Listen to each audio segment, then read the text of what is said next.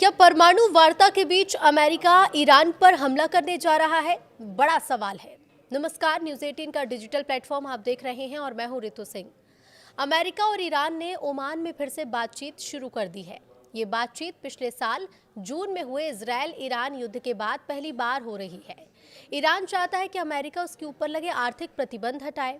तो क्या परमाणु समझौते के लिए हो रही बातचीत के बीच ही अमेरिका ईरान पर हमला कर देगा?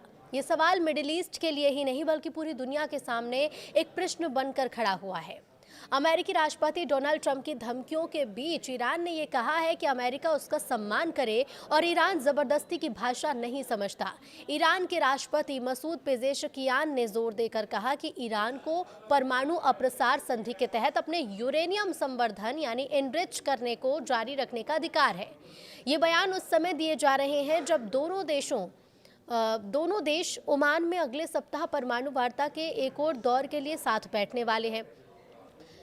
पेजेशकियान ने एक्स पर एक पोस्ट किया और इस पोस्ट में लिखा कि परमाणु मुद्दे पर हमारा तर्क परमाणु अप्रसार संधि में दिए गए अधिकारों पर आधारित है।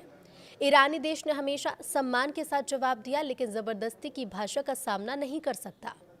ईरानी राष्ट्रपति ने शुक्रवार को ओमान में हुई अप्रत्यक्ष वार्ता को आगे की ओर बढ़ाया गया कदम बताया और कहा कि उनकी सरकार बातचीत की पक्षधर है। अब ये बयान ऐसे समय में आया जब खाड़ी क्षेत्र में अमेरिका अपनी सेना को तेजी से बढ़ा रहा है। अमेरिका के पूर्व राष्ट्रपति डोनाल्ड ट्रंप के नेतृत्व में अमेरिकी सरकार ईरान के परमाणु कार्यक्रम और जनवरी में हुए प्रदर्शन पर हिंसक कार्रवाई को लेकर दबाव बढ़ा रही है। ईरान के विदेश मंत्री अब्बास अराघची ने रविवार को ये माना कि अमेरिका इस क्षेत्र में अपनी सैन्य ताकत बढ़ा रहा है, लेकिन उन्होंने कहा कि अमेरिका की सैन्य मौजूदगी से हम डरते नहीं। बता दें आपको कि जनवरी के अंत में अमेरिका ने अपना aircraft carrier USS Abraham Lincoln अरब सागर में भेजा था। पिछले हफ्ते एक रिपोर्ट छपी थी जिसमें F-15 लड़ाकू विमान, MQ-9 रीपर ड्रोन और A-10C थंडर बोल्ट विमान जॉर्डन के एयरबेस पर पहुंचे हैं। अमेरिका की सैन्य बढ़त के बावजूद ईरान ने यह साफ कह दिया है कि वो यूरेनियम संवर्धन कभी भी नहीं छोड़ेगा। ईरान का ये कहना है कि वो अमेरिका की युद्ध धमकियों से नहीं डरेगा। अमेरिका ने पहले ईरान में सरकार विरोधी प्रदर्शन पर सख्त कार्रवाई को लेकर हस्तक्षेप की धमकी दी थी और इसी बीच ईरान ने कुछ सुधारवादी नेताओं को गिरफ्तार किया और नोबेल पुरस्कार विजेता नरगिस मोहम्मदी को एक और सजा दी। अराघची ने तेहरान में कहा कि ईरान को अमेरिका पर ज्यादा भरोसा नहीं और उसे शक है कि अमेरिका बातचीत को गंभीरता से ले रहा है। उन्होंने ये भी कहा है कि ईरान इस मुद्दे पर चीन और रूस से सलाह कर रहा है। उन्होंने कहा कि हम यूरेनियम संवर्धन क्यों नहीं छोड़ते, चाहे हम युद्ध ही क्यों ना थोपा जाए, क्योंकि कोई भी हमें ये नहीं बता सकता कि हमें आखिर करना क्या है।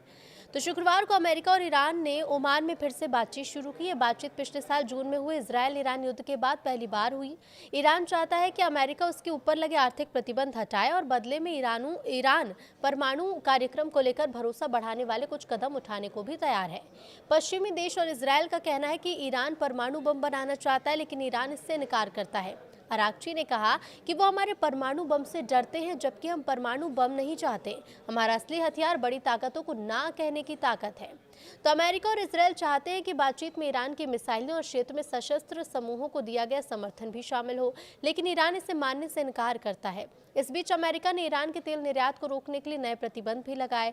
तेहरान में अराघची ने कहा कि लगातार प्रतिबंध और सैन्य कार्रवाई ये शक पैदा करती है कि दूसरा पक्ष वास्तव में ईमानदारी से बातचीत करना चाहता है या फिर नहीं।